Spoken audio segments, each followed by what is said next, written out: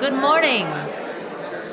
Good morning. Dan and I are going to start with the song Morning is Broken. Please stand if you'd like and sing with us. We're going to do, it's number 38. We're going to do 3 verses and then end with the first verse once again.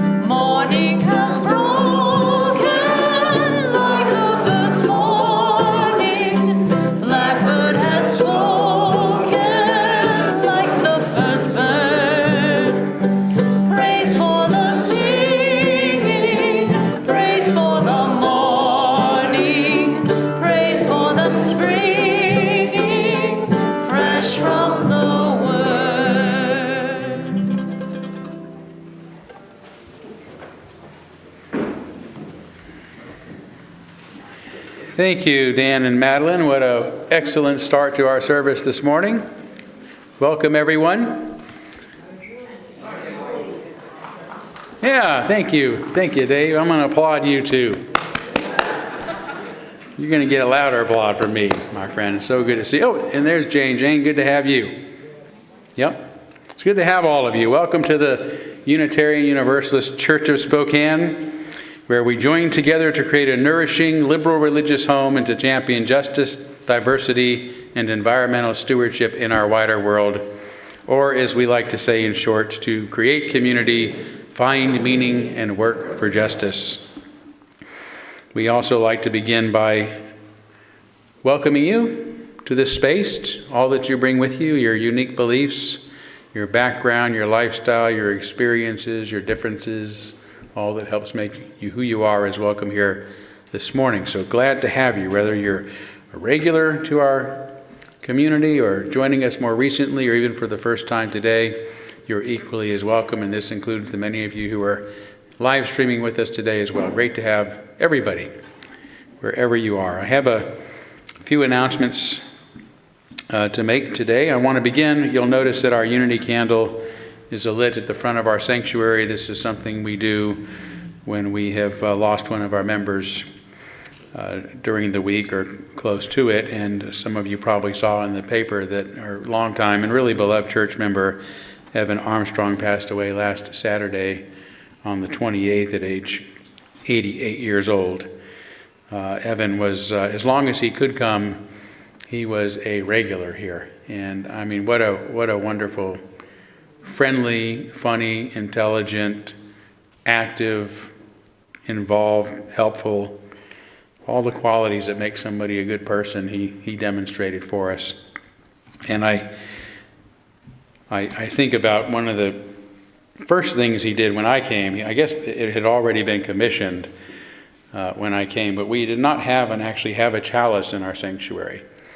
And this is a chalice that a particular artist had fashioned, and it's gotten around a little bit in the Unitarian Universalist world. And Evan saw it and met the artist and got some folks from the congregation to contribute and actually commission to have this made for us. And it was actually a bit of a controversy, because as I often say in Unitarians, you can believe whatever you want, but don't move the furniture. And so, but because I was so new, a lot of folks gave me grace and helped us bring the new chalice into the sanctuary, and it's become such a important part of our worship together. And I think about Evan every Sunday because of this chalice, and I'll continue to think of him every Sunday because of our chalice. So Evan, thank you so much. His family has planned. He was into a lot of different things in the community, so they've planned something for this Wednesday, November 8th at 10 a.m. It's going to be at the Shado Park Public Library. It's a bit of short notice, but it's happening this Wednesday, Shado Park Public Library Event Center, which is on Wellesley Avenue, 2111 Wellesley to be exact. Also want to remind you that next Sunday after our second service, we will have a Thanksgiving potluck. Church will provide the sliced turkey, but if you want to bring a dish to share, that would make it all the more wonderful. And hope you'll plan on coming and staying for that as well. And of course, today we are going to be celebrating Deb Jackman, her 34 years with us, who recently retired. And there's going to be a brief program following the service. I think we'll include a bio break, is that right? Or we're going to move right into it? Bio break's okay? So after the service, take a bio break, but if you'll come back to the sanctuary for a brief service, we're just going to include some music and some comments, and then we'll go back and we'll have a bit more of an informal party after that. So that's in, of course, a celebration of Deborah Jackman, who was part of our music program for 34 years. So, okay, yeah, that was everything. So why don't we take a few minutes here to greet one another this morning. You don't have to walk far today. You can just turn around and say hi to whoever's in the vicinity, right?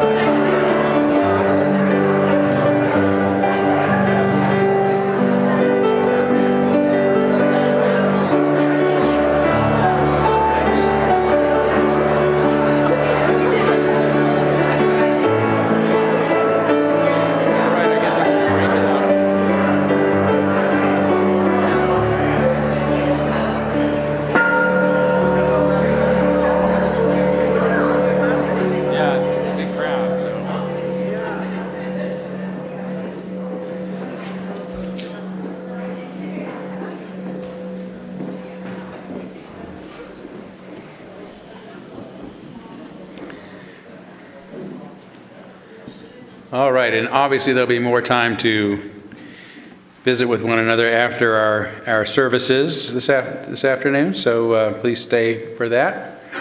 But we are going to move forward now by lighting this beautiful chalice today in honor of Evan Armstrong. It is a symbol of our unity and our solidarity, of our openness and our inclusion, of our community and our individual uniqueness. May this small flame be our offering of warmth to those who are cold and alone, and a light to those in darkness. May it be a flame that ignites justice in our world and a beacon of hope to those in need, and may it reflect at least a spark of truth wherever truth has been lost, and cast a healthy shadow of doubt wherever it's been found.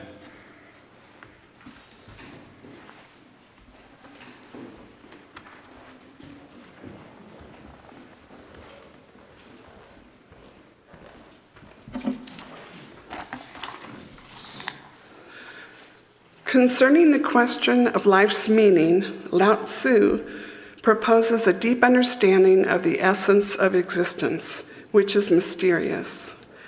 Meaning comes from being a product of the world itself. We, like the rivers and trees, are part of the way, which is made of everything and makes everything, and cannot ever truly be known or spoken of.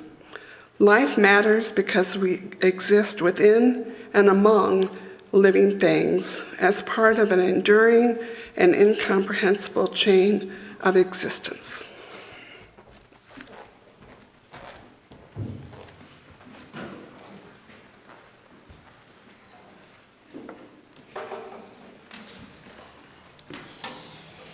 Please stand as you're willing and able and join me for number 1008 in the teal hymnal, When Our Heart is in a Holy Place. 1, 2, and 1.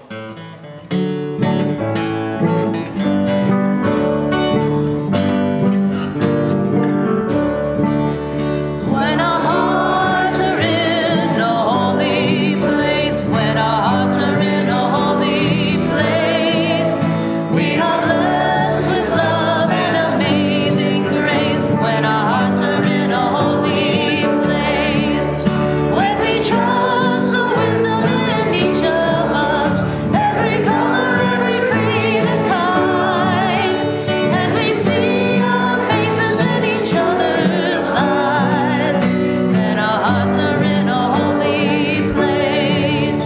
When our hearts are in a holy place, when our hearts are in a holy place, we are blessed with love and amazing grace. When our hearts are in a holy place, when we tell our story from deep inside, and we listen with a loving mind, and we hear our voices in each other's words, then our hearts are in a holy place.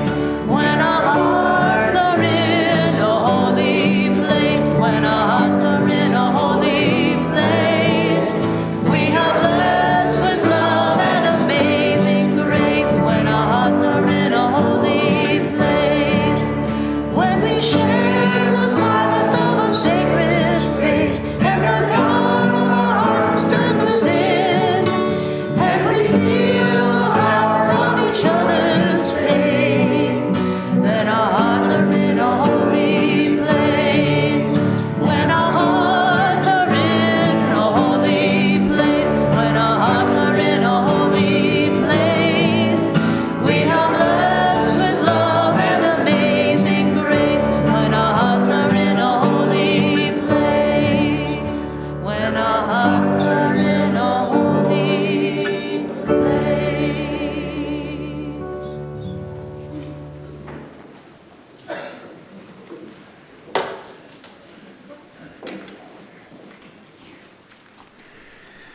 We'll now kindle our candles of care for those who are most on our hearts and minds this morning. And we begin, as we have been for some time now, with a candle on behalf of the people of Ukraine in that region of the world that are being impacted by the terrible violence there, as well now as the many people in Israel and Palestine that are caught up in a wave of hate and violence in that part of the world. And we continue to kindle a candle for church member Jacob Johns, who is still in the hospital recovering from the terrible effects of being shot while at a peaceful demonstration in Albuquerque several weeks ago now.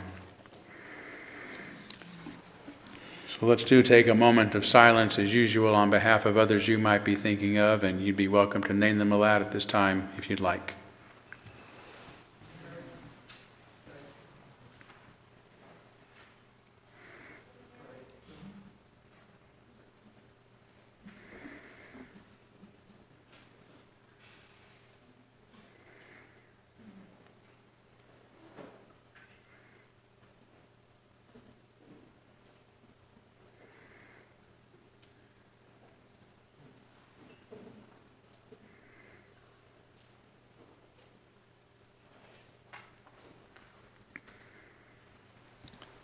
Those named aloud and those embraced in our silence, and all those who are suffering in our world at this hour, we hold in our community with compassion.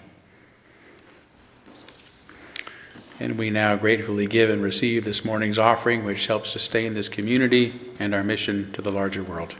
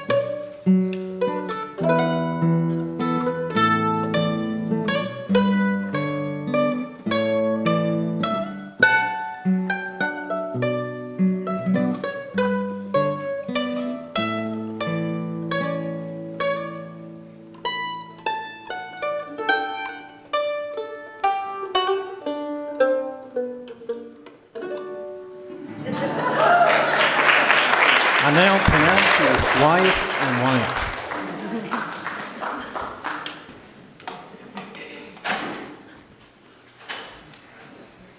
Thank you so much. Wow.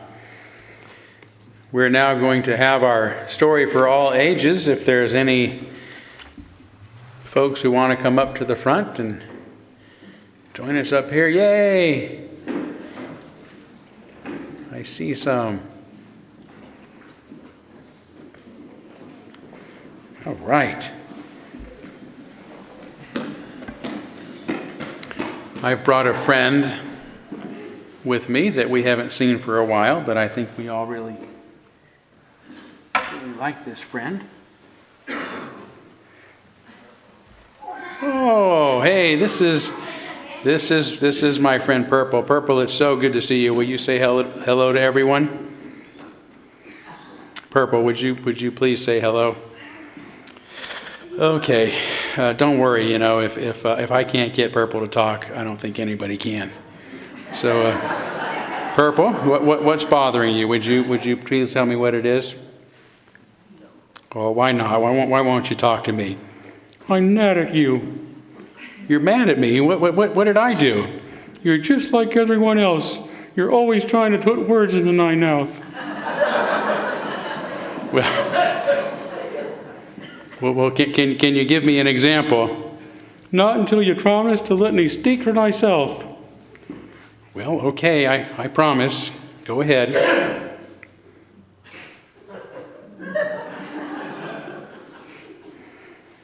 So, Purple, how about just telling me what this is all about? Will that work? Well, yesterday some kids at school said I look like Oscar the Grouch. And some said I look like the Grinch who stole Christmas. And they wanted me to say grouchy and grinchy things. And I don't know how to say grouchy and grinchy things, so they started making fun of me and laughing at me. Oh, I'm so sorry that the other kids laughed at you, Purple. That's no fun, is it? And that they tried to get you to say things words that don't belong to you. As Unitarians, we believe that people should be free to speak for themselves, right? Yeah, people should be free to, and they should be able to say what they want. Really? Really? That reminds me of a story. No, that's okay. I get your point. No, it's no problem. I want to tell it. Well, it's a free country. Go ahead. Okay. All right. Well, this is a story about a beautiful, very rare rainbow zebra. It has a zebra with rainbow colors, and it was captured and caged at a zoo, and it became their most special and favorite attraction. But after a while, they noticed that the rainbow zebra started to fade, and it faded and faded and faded until it was just like any other zebra, just black and white. Well, they were losing a lot of visitors, and they decided to hire some famous painters to come in and repaint the zebra. And the famous painter repainted it, but the next day, the zebra was black and white again. So they hired more painters. And no matter how many times they tried to paint the zebra, every morning they woke up and the zebra was black and white. Until one day, there was an old lady sitting outside the zoo. She sat outside the zoo every day waving at the zebra. And she was very sad to see it lose its color. So she came in and she whispered something in the zebra's ear. And before long, the zebra's got all of its color back. It was beautiful rainbow colors again. And when asked what she said, I whispered that you will be free again someday. Well, the zookeepers realized their mistake, and they released the rainbow zebra back into the wild where it was free and colorful. So you see, Purple, it's important to let people freely express themselves because that's what makes us all so colorful and makes us happy. That's a good story. Well, I'm glad. Do you feel better now? Yes, I think I had my color back. I think you do. Thank you so much, Purple. We're going to thank you. We'll sing our yes. Bye-bye. See you later.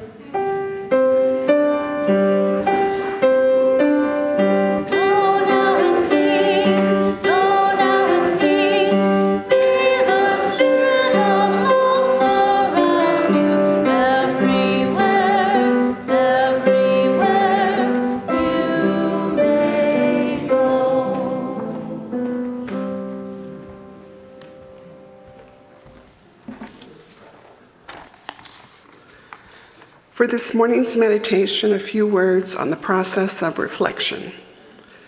Without reflection, we go blindly on our way, creating more unintended consequences and failing to achieve anything useful.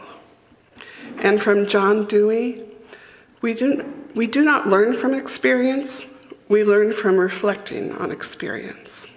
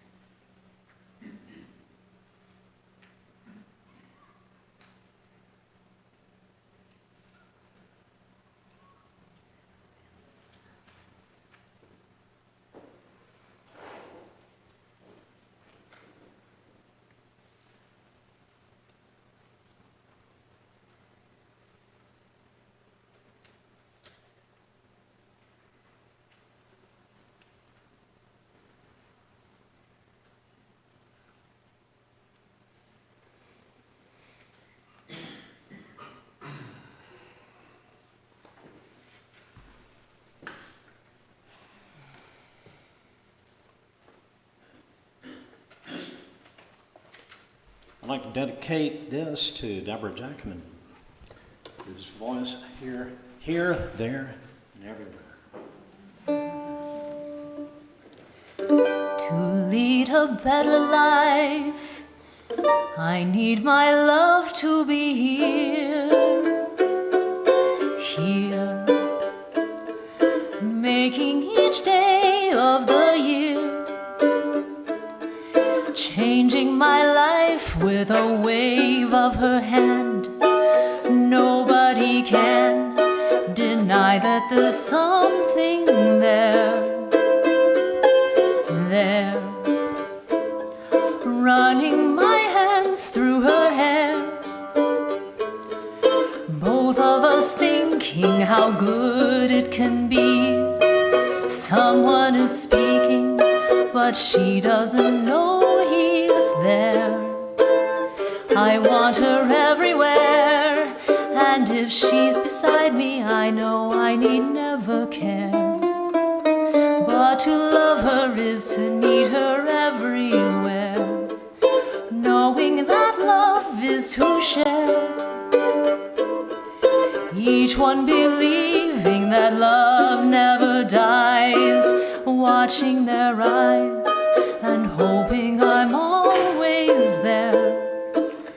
I want her everywhere, and if she's beside me, I know I need never care. But to love her is to need her everywhere, knowing that love is to share. Each one believing that love never dies, watching her eyes and hoping I'm always there. I will be there and everywhere, here, there, and everywhere.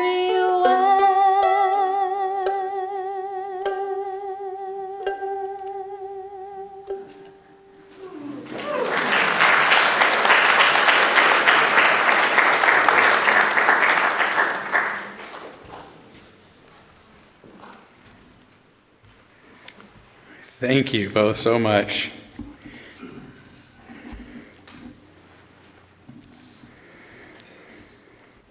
After a performance like that, I just have to humbly slither up to the pulpit and offer a sermon. That was beautiful. Thank you. So in his essay explaining what the Enlightenment is, Immanuel Kant said nothing is required for this enlightenment except freedom. And the freedom in question is the least harmful of all, namely, the freedom to use reason publicly in all matters. The freedom to use reason publicly in all matters. These words, written in 1784, refer to what we now call freedom of speech. Such freedom is one of the defining qualities of liberalism and is a fundamental principle of our liberal Unitarian religion. Statements like this, along with his categorical imperative that no person should be used as a means to somebody else's ends, but should be considered an end within themselves, and the fact that he lived in the 18th century, would seem to put Kant squarely in the category of Enlightenment philosophers. In her recent book, Left is Not Woke, contemporary philosopher Susan Neiman, who studied philosophy at Harvard and taught it at Yale, has some pretty impressive credentials, not only counts Kant among the Enlightenment philosophers, but claimed that the Enlightenment ended with his demise. Enlightenment is a contested concept which means different things even to those of us who study the subject, Neiman says. But here I use the word to refer to an intellectual and political movement that came to flower in 1698 with the publication of Pierre Bell's Historical and Critical Dictionary, an amazing story in and of itself, and ended in 1804 with the death of Kant. That the Enlightenment was so tied into Kant, she's suggesting, that it died when he died. And given what I know of Kant's writings, I agree with Neiman, but am also persuaded by philosopher Stephen Hick's argument that Kant was the first counter-Enlightenment philosopher. Hicks agrees in his words that reason is a faculty of the individual, and respect for reason and individualism had developed during the Enlightenment. The individual is an end in himself, he says, the Enlightenment thinkers taught, not a slave or servant to others. Again, other Enlightenment thinkers may have agreed, but it was Kant who considered this principle categorically imperative. So it's surprising that Hicks goes on to argue that Immanuel Kant is the most significant thinker of the counter-Enlightenment. Not the Enlightenment, because he says his attack on Enlightenment reason, more than anyone else's, opened the door to the postmodernism, irrationalist, and idealist metaphysicians. Hence, he continues, Kant marks a fundamental shift from objectivity as the standard to subjectivity as the standard, and was the decisive break with the Enlightenment and the first major step toward postmodernism. Postmodernism is a 20th century ideology that rejects all Enlightenment principles and is, as Hicks says, the end result of the counter-Enlightenment attack on reason. It resulted from a rejection of reason that began in response to the Enlightenment. And since I recently spoke on postmodernism and have already spoken often about the Enlightenment, today we'll leave it with Hicks' very simple explanation that the Enlightenment, which marks the beginning of modernism, is rooted in reason and objectivity. Hence, the rejection of reason and objectivity in favor of emotionalism and subjectivity is a very succinct explanation of postmodernism. For our purpose today, all of this leaves us with a different question to resolve. If reason is a fundamental Enlightenment value, and if the counter-Enlightenment is defined by its attack or rejection of reason, and if Kant said Enlightenment means the freedom to use reason publicly in all matters, how can anyone conclude that he was against reason and call him a counter-Enlightenment thinker? So to be as succinct as possible, Hicks argues this is so because Kant did not believe that reason is capable of connecting us to objective reality. To put it another way, reason doesn't know what it's talking about. I have to add that line into my script. That was a good one. Most Enlightenment philosophers, like the early Greek philosophers who inspired them, believe that reason enables us to grapple with objective reality, that there is such a thing. But Kant believed we can only reason about our perceptions of reality, which are different from reality itself. And this gave the counter-Enlightenment thinkers, and later the postmodernists, all the justification they needed to discount the validity of all reason and any rational arguments they happened to disagree with or that conflicted with their own logically unsubstantiated ideas. As Hicks says, with Kant then, external reality thus drops almost completely out of the picture, and we are trapped inescapably in subjectivity. And that is why Kant is a landmark. Once reason is in principle severed from reality, one then enters a different philosophical universe altogether. Crazy universe. How many of you have watched? What's the latest comic book movie about the multiverse? What is it? What's the character? Doctor something? Doctor Strange. Yeah. That's the kind of crazy world without any kind of reason, right? Very chaotic. We're talking about. So for some, this means a universe in which anything goes. Anything is possible. Believe whatever you want or reject anything you want. Doesn't matter. As Hicks puts it, if the rules of the game have nothing to do with reality, then why should everyone play by the same rules? Or think by the same rules? So these two interpretations themselves show a limitation of reason. Both Stephen Hicks and Susan Neiman make sound arguments about the same topic, yet they come up with different conclusions. Notice that I said they both make sound arguments, not merely valid arguments. Right? A valid argument is an argument that is logically structured but is unsound because it has untrue reasons or premises. For example, all ducks are mammals. Daffy is a duck. Therefore, Daffy is a mammal. That is a logically valid argument, but it is not sound because ducks are not mammals. Right? Although Hicks and Neiman point to different instances of Kant's writings, they both use premises that are true, but lead them to very different conclusions about him. Neiman considers him a crucial Enlightenment philosopher, and Hicks concludes that he was the most significant figure of the counter-Enlightenment. When there is such disagreement, logic tells us that there are three possibilities. That they are obviously genuine, merely verbal, or thought to be merely verbal, but really genuine disagreements.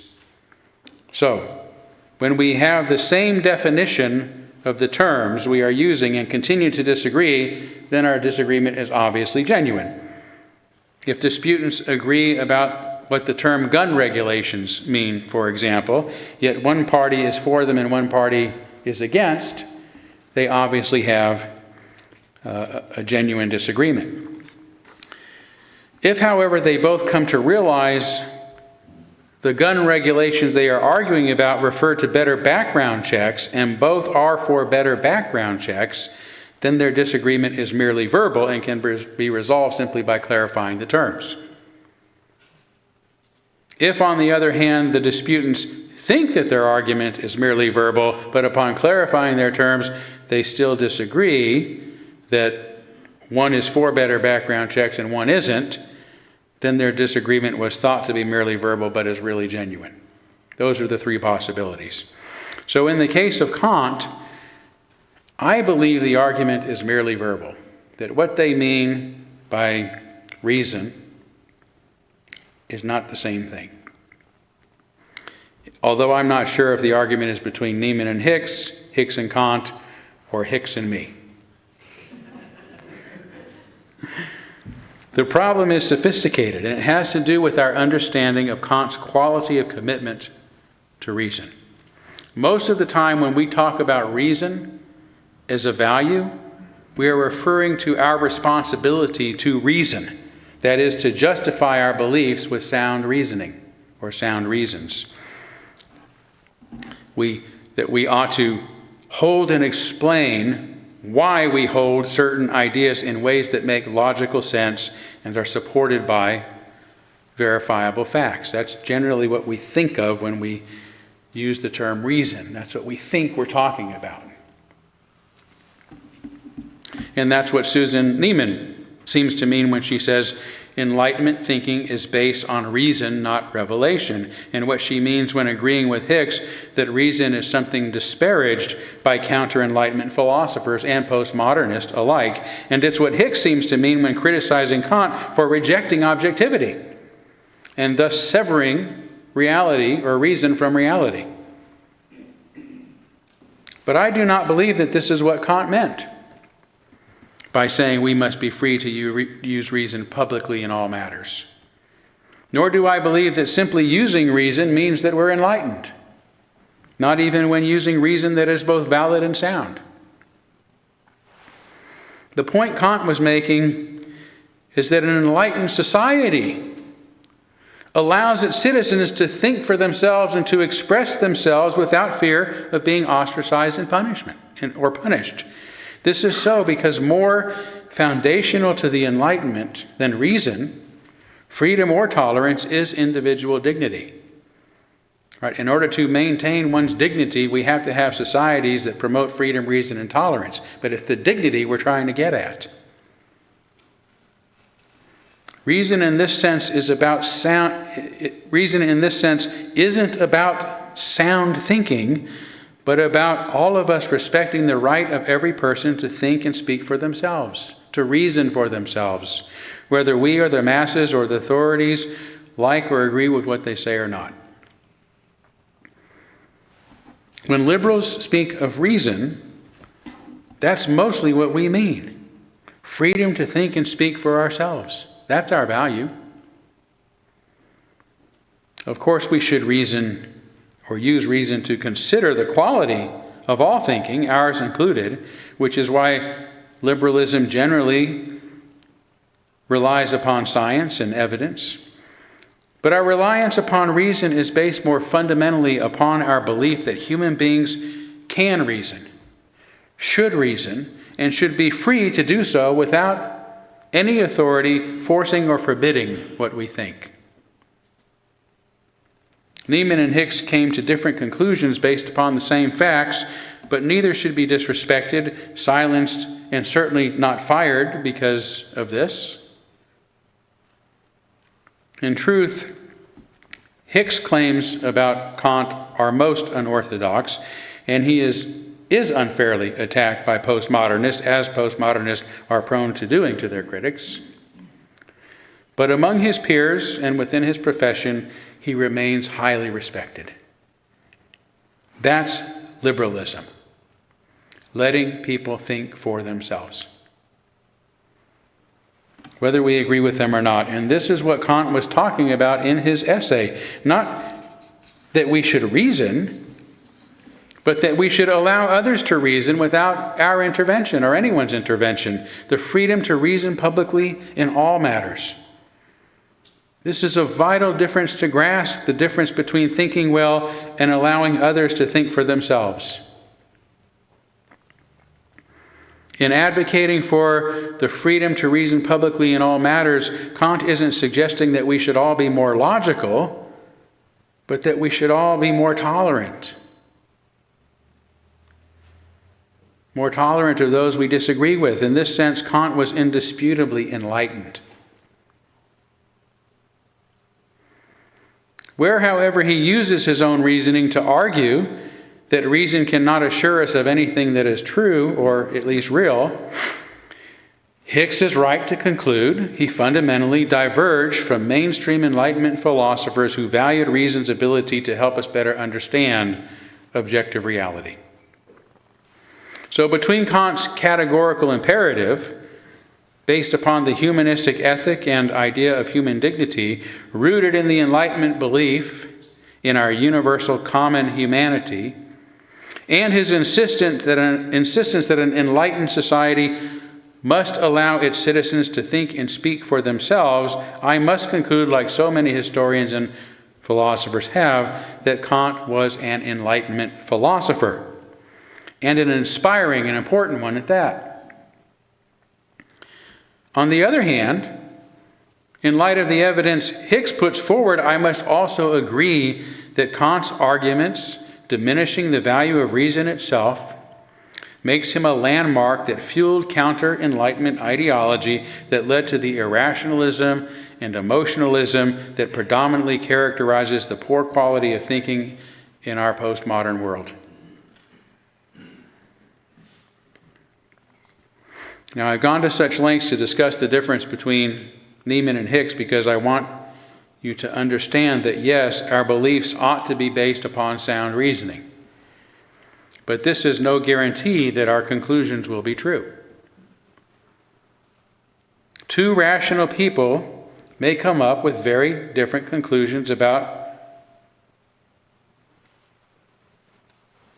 the truth of a matter when this happens. So we need, when this happens, we need the kind of society that Kant advocated for, in which every person is free to reason publicly in all matters. Today, this idea may seem obvious, but saying it, let alone writing it down in 1784, was a tremendous act of courage.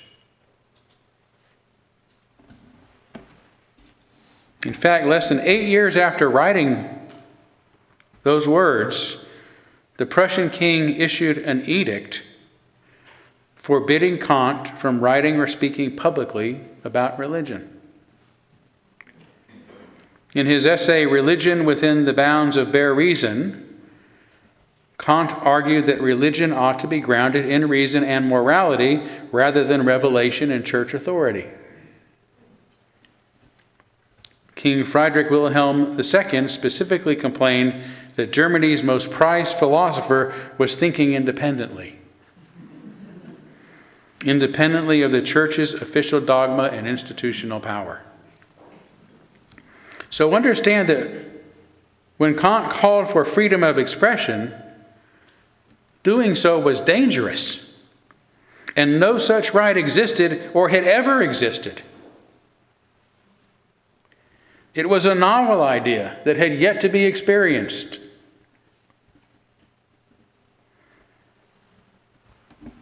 This explains why such freedom must be linked to reason, because it is reason that those who, with unsubstantiated ideas, fear most. And it is why authoritarians who dictate what others ought to believe spurn reason at every turn and demonize those who use it. Just this week, I discovered a passage in The Oppermans, a 1934 historical fiction about a Jewish family in Nazi Germany. In nationalist Germany, the passage states, there was no worse crime than the profession of reason, peace, and honorable sentiments. The government required everyone to keep a sharp eye on his neighbor to see whether he showed due allegiance to the creed prescribed by the nationalist.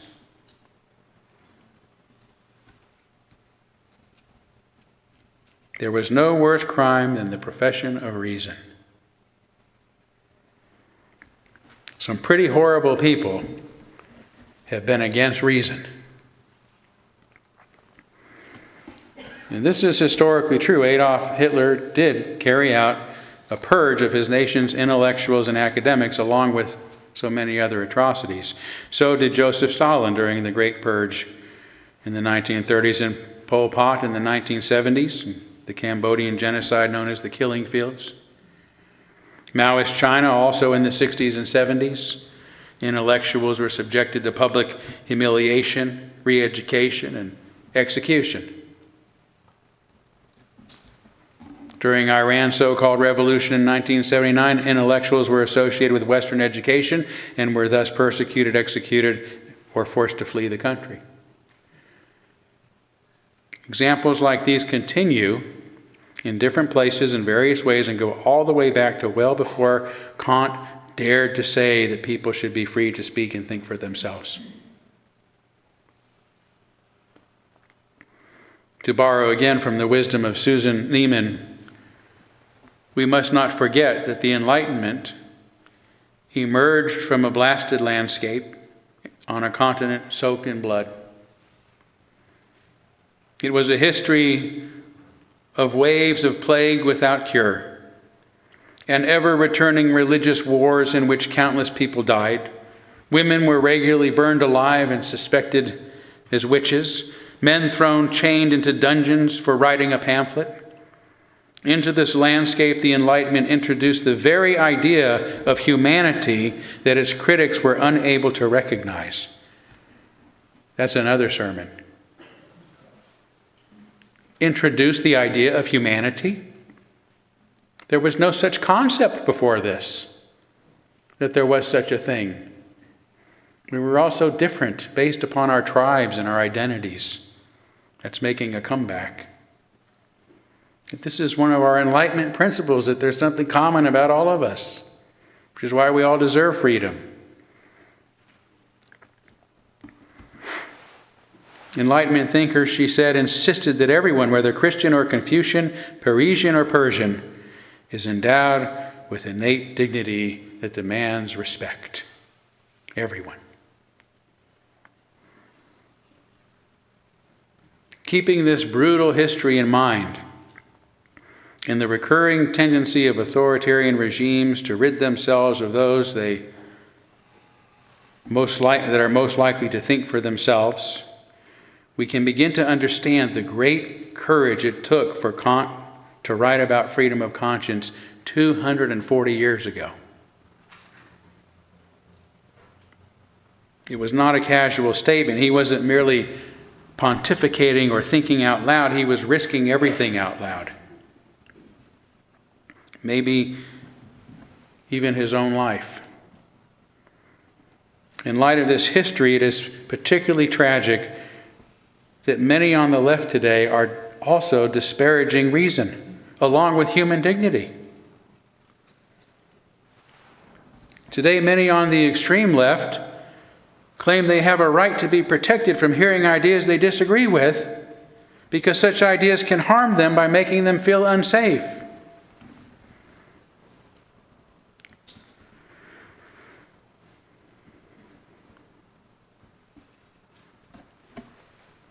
Those on the extreme right who like to ridicule these sorts as snowflakes and label them as woke have no room to talk. They have proven to be just or even worse when it comes to tolerating the ideas that they disagree with, and are also quick to demonize and dehumanize those who express them. Today, we too live in a time like Kant's, where it takes courage and reason, I should say courage to use reason, and to do so publicly.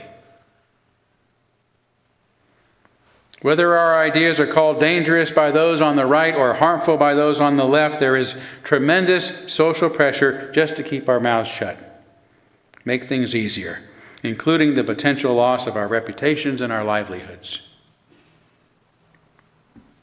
This is ironic in light of Kant's full statement, which I read at the start. Let me read it to you again.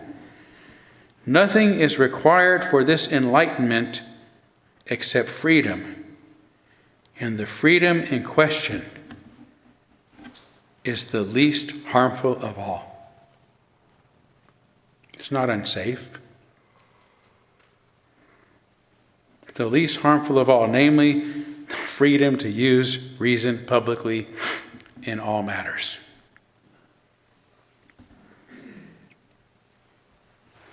It is especially troubling and tragic to hear so many on the left, where I stand, now claiming the opposite, that the freedom to reason publicly is harmful, after all, and that reason itself is a form of oppression.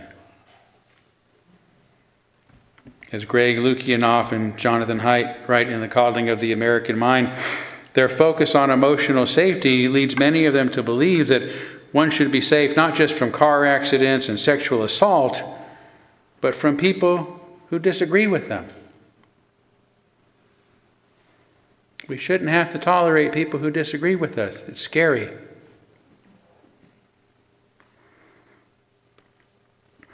Reason is the least harmful of all our rights.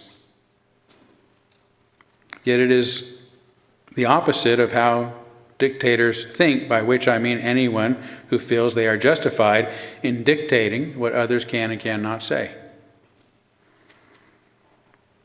Liberalism and our historic religion side with Kant that we should be free to use reason publicly in all matters. And today, as in the 18th century,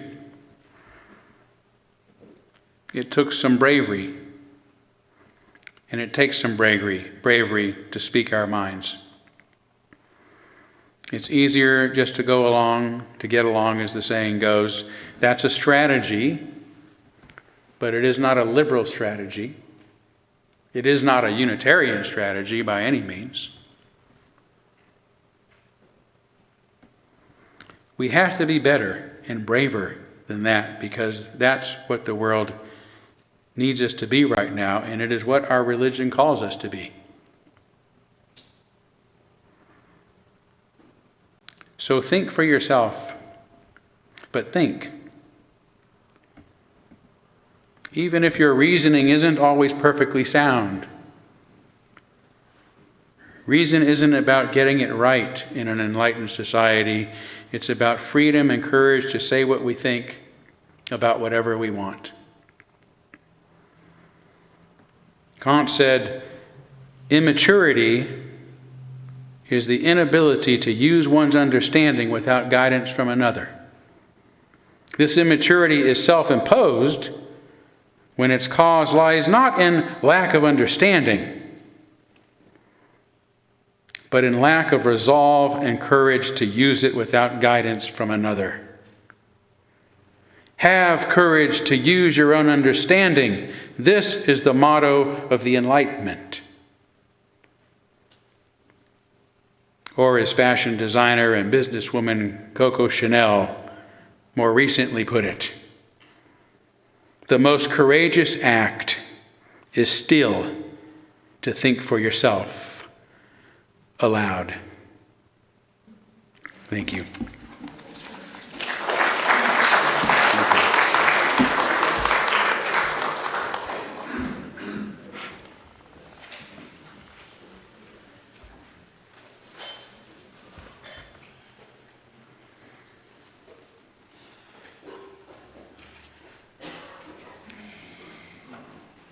Thank you so much. Please stand for our last hymn, and then we'll take a short break and then come back for Deb's celebration. Touch the Earth, Reach the Sky, number 301 in the hymnal.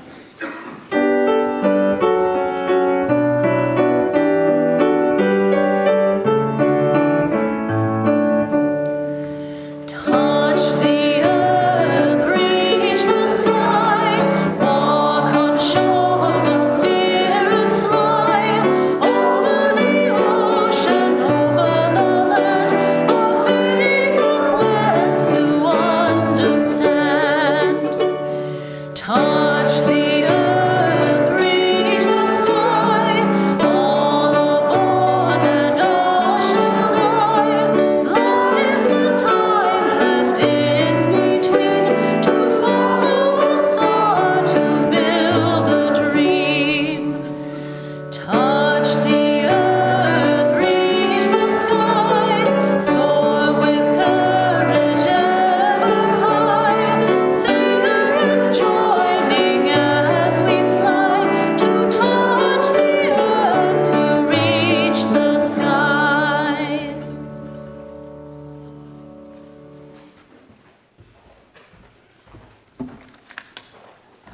offer the benediction words of Mahatma Gandhi.